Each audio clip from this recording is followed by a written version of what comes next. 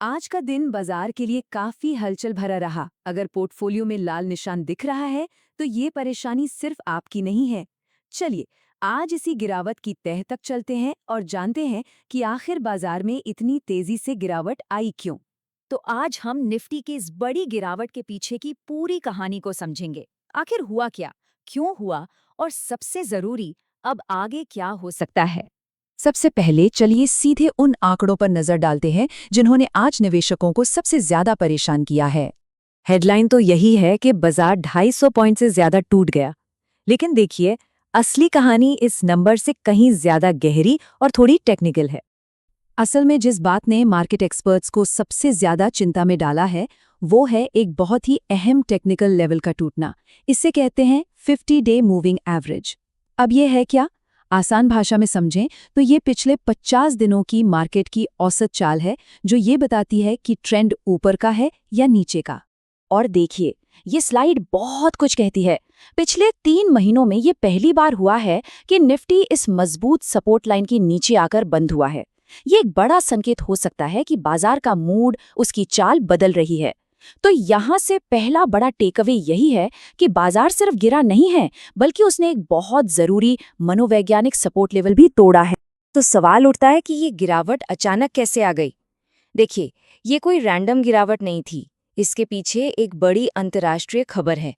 इस पूरी गिरावट का जो मेन ट्रिगर है, वो है एक नए कानून का प्रस्ताव, जिसमें 500% के भारी भरकम टैरिफ लगाने की धमकी दी गई है। ये टैरिफ कुछ खास तरह के अंतर्राष्ट्रीय व्यापार पर लगाया जाना है। और ये प्रस्ताव सीधे सीधे भारत, चीन और ब्राजील जैसे बड़े देशों को टारगेट करता है। क्यों? क्योंकि ये देश रूस से तेल खरीद रहे हैं।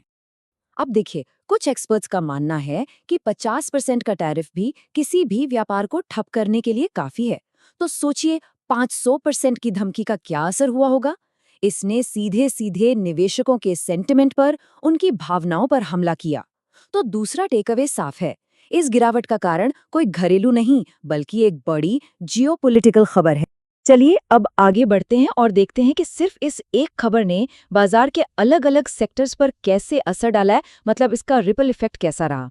जाहिर सी बात है, सबसे पहला और सबसे गहरा असर तो ऑयल एंड गैस सेक्टर पर ही पड़ना था। और ये स्लाइड इसका लॉजिक बिल्कुल साफ-साफ समझाती है। अगर कंपनियों पर सस्ता रूसी तेल न खरीदने का दबाव बढ़ेगा, तो उन्हें कहीं और से महंगा तेल खरीदना पड़ेगा। और अगर खरीद महंगी होगी, तो मुनाफा अपने आप कम हो जाएगा। लेकिन कहानी यहीं खत्म नहीं होती। दिलचस्प बात यह है कि ये negative sentiment oil and gas से निकलकर मेटल सेक्टर तक भी पहुंच गया। मेटल स्टॉक्स में गिरावट ये इशारा करती है कि बाजार को एक बड़े खतरे का डर सता रहा है। डर इस बात का है कि दुनिया में बढ़ते तनाव की वजह से कहीं ग्लोबल डेवलपमेंट की रफ्तार ही न धीमी पड़ जाए। और अगर ऐसा हुआ तो कंस्ट्रक्शन और इंफ्रा प्रोजेक्ट्स रुकेंगे, जिससे मेटल्स की डिमांड कम हो जाएगी। लेकिन हर सेक्टर पर इसका बुरा असर नहीं हुआ है। डिफेंस यानी रक्षा क्षेत्र को लेकर बाजार का नजरिया बिल्कुल अलग है। तो यहाँ एक दिलचस्प बात सामने आती है। जब दुनिया भर में टेंशन और अनिश्चितता बढ़ती है, तो देश अपनी सुरक्षा को लेकर और भी सतर्क हो जाते हैं, अपना डिफेंस बजट बढ़ाते हैं। और इसका सीधा फायदा किसे मिलेगा? डिफेंस सेक्टर की कंपनियों को। तो तीसरा टेकअवे ये है कि हर संकट में भी कहीं ना कहीं कोई अवसर छिपा होता है, जैसा कि डिफेंस सेक्टर के मामले में दिख रहा है। अच्छा, तो इन सारी बातों को ध्यान में रखते हुए अब आने वाले दिनों में निवेशकों को किन खास बातों पर नजर रखनी चाहिए?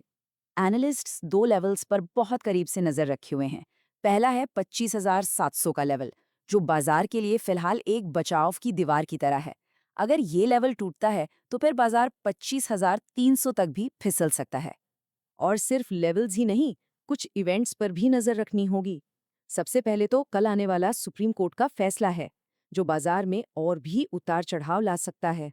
तो ऐसे अनिश्चित माहौल में क्या किया जाए? हमारे सोर्स मटेरियल के हिसाब से एक समझदारी भरा कदम हो सकता है अपने पोर्टफोलियो का करीब 10% हिस्सा सोने और चांदी जैसी सुरक्षित मानी जाने वाली चीजों में लगाना। मतलब साफ है, आगे के लिए इन लेवल्स पर तो नजर रखनी ही है, साथ ही अपने पोर्टफोलियो को थोड़ा सुरक्षित करना भी जरूरी हो सकता है। तो आखिर में एक बड़ा सवाल यही बचता है कि जब दुनिया की खबरें बाजार की दिशा तय करने लगे, तो एक निवेशक अपने लिए एक मजबूत और स्थिर रास्ता कैसे तलाशे?